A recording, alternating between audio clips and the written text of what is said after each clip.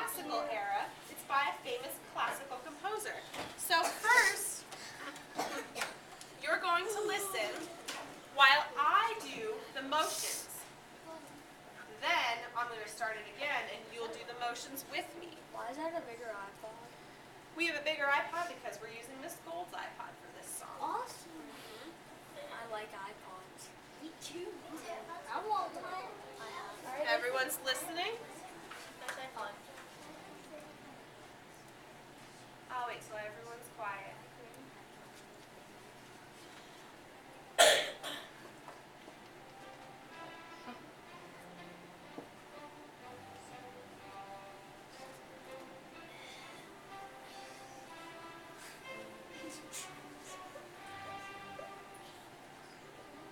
So what I'm doing is I'm tiptoeing. Like 100 dancing. Still playing or no? Okay. So what I'm doing is I am tiptoeing to the music because the music sounds Soft. It sounds soft.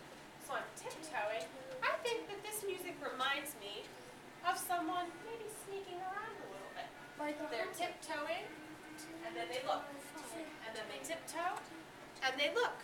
So stand up and tiptoe and look with me. I don't actually have a room. Let's stay at our seats. You can tiptoe in place.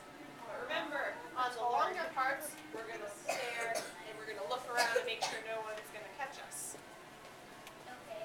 Let me start it from the beginning. This is hard.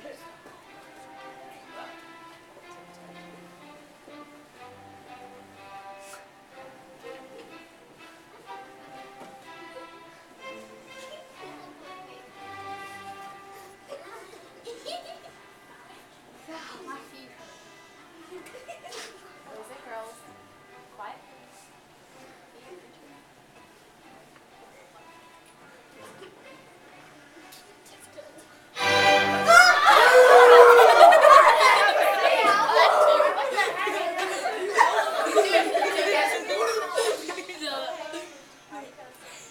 What did you hear? Raise your hand and tell me what you heard. We heard a big boom. Were you surprised? Yes! I was scared.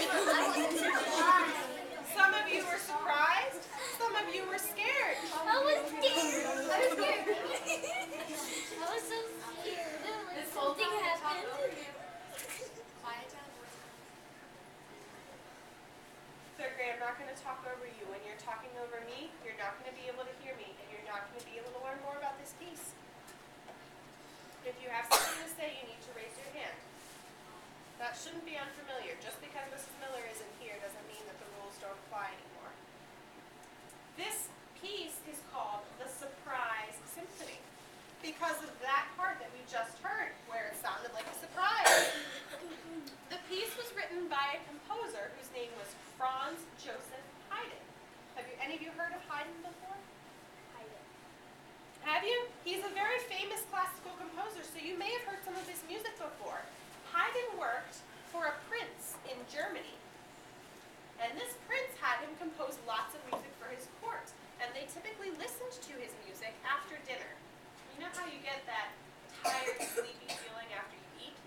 A lot of people were falling asleep in his concerts. And other people would be talking over his concerts because they thought they were boring. So he wrote the Surprise Symphony so that by the time his audience members were asleep, they would hear that surprise chord and wake up. So we're going to listen one more time. Imagine what it would be like to be in Haydn's audience. And we're going to do that without talking because we don't talk when we listen to music. Was this a long time ago? This was a long time ago. This was in the 1700s. We tiptoe. We're not going to tiptoe this time, but we will tiptoe again. I thought you were going to say like the 1900s or something. Not the 1900s, more like the 1700s. Long time ago. We're going to pretend like we're members of Haydn's audience.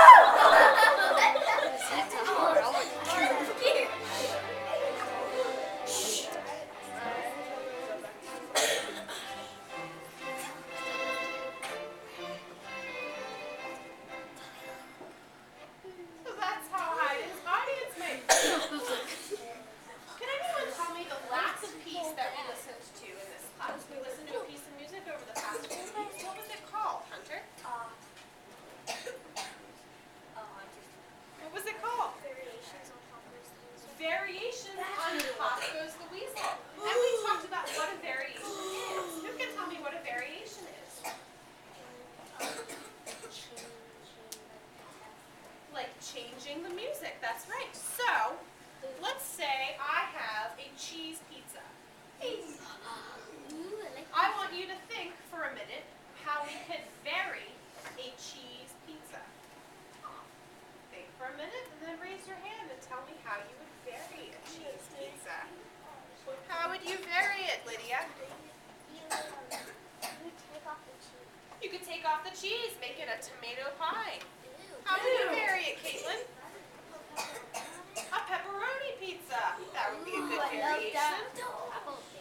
Carrie? A sausage pizza. That sounds tasty. Miranda, do you have an idea? You forget. Layla? Mushrooms on it? Mushroom pizza. That would be a good variation. Adam? You can stuff the crust. We can stuff the crust.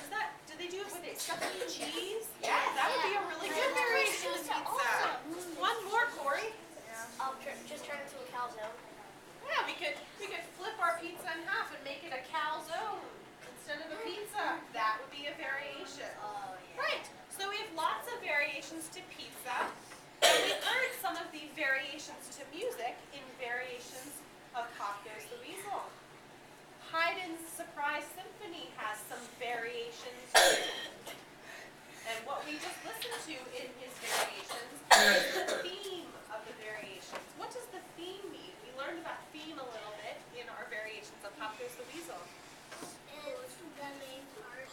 Right, it's the main melody, the part that we just heard.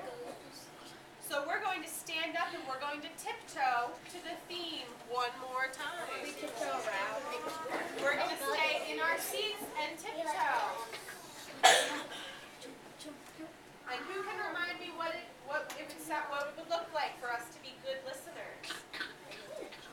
Be quiet. We would be quiet. Don't make silly noise. Don't make silly noises. Pay attention. Pay attention to the music. Use your Ears. Not your mouth and nose. Not your mouth. So we're listening to the music and making our tiptoe motions. I don't see where I am. We're going to listen